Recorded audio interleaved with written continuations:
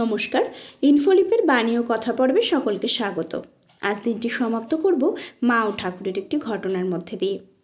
একবার শ্রীমা কলকাতা থেকে জয়রামবাটিতে যাচ্ছেন। বিষ্ণুপুরে দুদিন বিশ্রাম নিয়ে তিনি সকলকে সঙ্গে করে দুখানি গরুর গাড়িতে রওনা হয়েছেন। 8 মাইল দূরে জয়পুর চটিতে দুপ্রহরে রান্নার ব্যবস্থা হয়েছে। উনুন হতে ভাত নামাবার সময় হঠাৎ হাঁড়িটি ভেঙে গিয়ে ভাত ও ফ্যান চারিদিকে ছড়িয়ে পড়ে। মা কিন্তু তাতে আদৌ বিচলিত হননি। তিনি একটি খড়ের নুড়ো নিয়ে আস্তে আস্তে ফ্যান সরাতে থাকেন। তারপর হাত ধুয়ে বাক্স থেকে ঠাকুরের ছবিখানি বের করে একপাশে বসান। একটি শালের কাঠি দিয়ে তা থেকে দুটিখানি ভাত শালপাতাতে তুলে দিয়ে ডাল তরকারি সাজিয়ে ঠাকুরকে জোড়হাত করে বলেন, আজ এইরূপই মেপেছ, শিগগিরি শিগগিরি গরম দুটি খেয়ে নাও। সঙ্গীরা শ্রীমায়ের কাণ্ড দেখে হাসতে থাকে। কেমন সহজ সুন্দর দেবসেবা, আত্মবৎ সেবা, আর কেমন চমৎকার সময় উপযোগী ব্যবস্থা। ঠাকুর বলতেন, যখন যেমন তখন তেমন করতে হয়। মায়ের জয়রামবাটির জীবন খুবই কর্মময়। ওখানে তাকেই সব কাজ হাতে নাতে করতে হতো।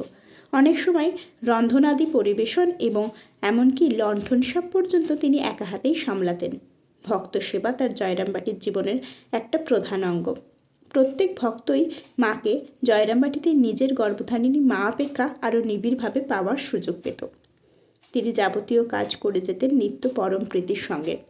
মায়ের এই নিরবিচ্ছিন্ন সেবাময় জীবন সন্ন্যাসী গৃহী সকলেরই আদর্শ স্থানীয়।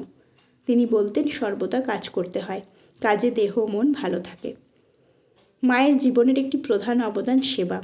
একদিকে ব্রাহ্মী স্থিতি, অন্যদিকে নিরন্তর কর্ম। এইরূপ সামঞ্জস্যপূর্ণ জীবন বিরল দেখা যায়। সাধন ভজন আর সেবাতে তার সমজ্ঞান সমভাব। মায়ের এই সুন্দর ঘটনার মাধ্যমে আজ দিনটি সমাপ্ত করলাম। সকলে ভালো থাকবেন, সুস্থ থাকবেন, আনন্দে থাকবেন। মা, ঠাকুর, স্বামীজি, গুরুদেবের চরণে প্রণাম জানাই। আমার চেষ্টা যদি আপনাদের ভালো লেগে থাকে তাহলে চ্যানেলটিকে সাবস্ক্রাইব করে একটু পাশে থাকবেন। সকলকে ধন্যবাদ। শুভরাত্রি।